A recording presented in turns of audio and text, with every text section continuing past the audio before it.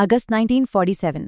भारत आज़ाद तो हो गया, पर ये आज़ादी अपने साथ लाई थी कुछ बहुत ही बड़ी, बहुत ही मुश्किल चुनौतियां। तो ये कहानी है उसी दौर की जब आधुनिक भारत का जन्म हो रहा था, दुख और संकट के बीच। आज़ादी को अभी 6 महीने भी पूरे नहीं हुए थे कि 30 जनवरी 1948 को महात्मा गांधी की हत्या कर दी गई। उस शाम जवाहरलाल नेहरू ने रेडियो पर देश से बात करते हुए जो कहा, वो आज भी याद किया जाता है। दोस्तों, साथियों, हमारी जिंदगी की रोशनी बुझ गई और चारों तरफ अंधेरा है। हमारे प्रिय नेता, राष्ट्रपिता अब नहीं रहे। गांधी जी की मृत्यु का ये सदमा तो था ही, लेकिन इसके साथ साथ देश के सामने कुछ ऐसी बड़ी और प्रैक्टिकल मुश्किलें खड़ी थीं, जिन्हें फौरन मतलब तुरंत ही हल करना जरूरी था। तो चलिए देखते हैं वो कौन सी मुसीबतें थीं जिनसे इस नए नए आज़ाद हुए देश को जूझना पड़ रहा था। सबसे पहले तो बंटवारे की वजह से 80 लाख, जी हाँ 8 मिलियन शरणार्थी पाकिस्तान से भारत आ गए थे। अब सोचिए, इतने सारे बेघर लोगों के लिए रहने का इंतजाम करना, उन्हें काम देना, ये कितनी बड़ी और कितनी जरूरी चुनौती रही होगी। और बात यहीं खत्म नहीं होती।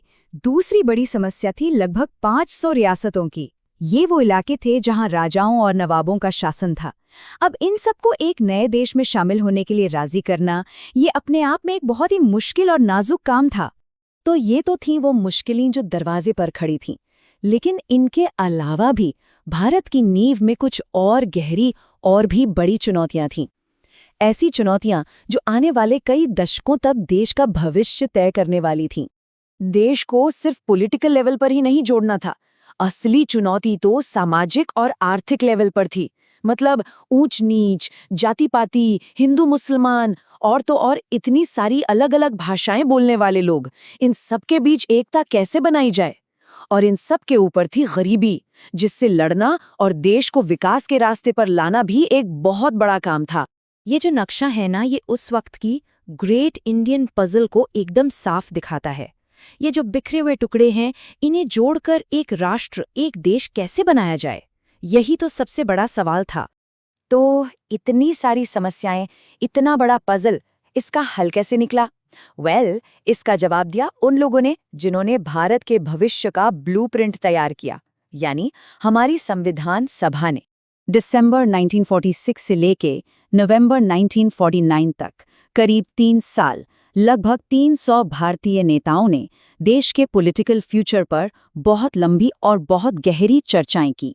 और ये नेता किसी एक जगह या एक पार्टी से नहीं थे, बल्कि पूरे देश से और अलग-अलग राजनीतिक दलों से आए थे। इन्हीं मीटिंग्स और बहसों से निकला भारत का संविधान। और ये सिर्फ एक कानून की किताब नहीं थी, नहीं, ये उन सभी चुनौतियों का एक जवाब था जिनका देश उस वक्त सामना कर रहा था। तो आखिर क्या खास था इस ब्लूप्रिंट में? तो संविधान ने उन गहरी चुनौतियों का सामना कैसे किया? चलिए इसका पहला और सबसे बड़ा उदाहरण देखते हैं। एक ऐसा कदम जो उस समय के लिए वाकई में क्रांतिकारी था। संविधान की पहली और शायद सबसे बड़ी बात थी यूनिवर्सल अडल्ट फ्रेंचाइज, यानी सभी वयस्कों को वोट का अधिकार। अब देखिए, ब्रिटेन और अमेरिका जैसे देशों में भी यह अधिकार सबको एक साथ नहीं मिला। वहां बहुत लंबे संघर्ष के बाद धीरे धीरे करके मिला।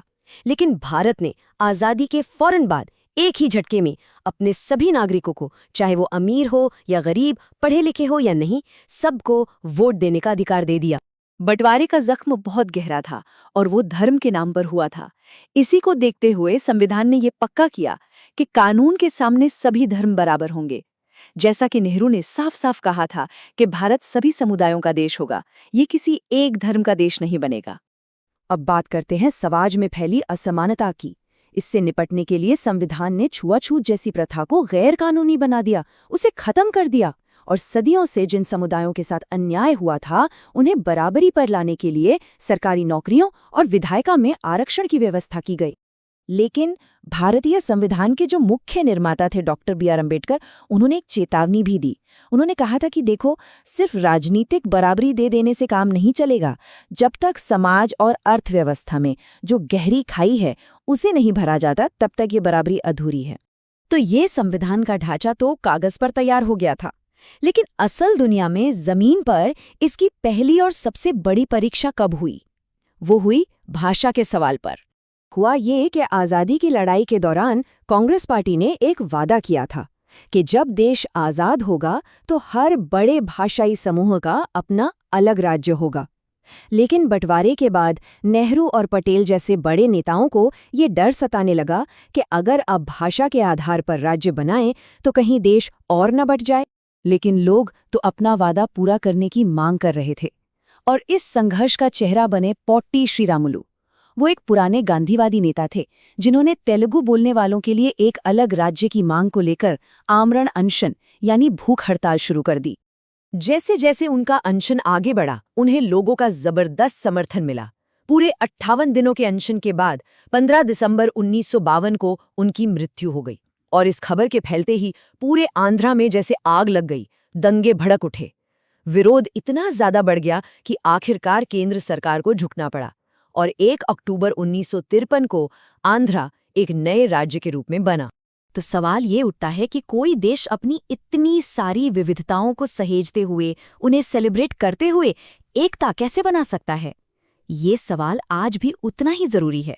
भारत की कहानी इस बात का एक बहुत बड़ा उदाहरण है कि कैसे एक देश अपनी अनेक आवाज़ों को सम्मान देते हुए एक राष्ट्र के रूप में साथ रह सकता है। ये एक सफ़र है जो आज भी जारी है, जिसकी नींव उन शुरुआती मुश्किल सालों में रखी गई थी।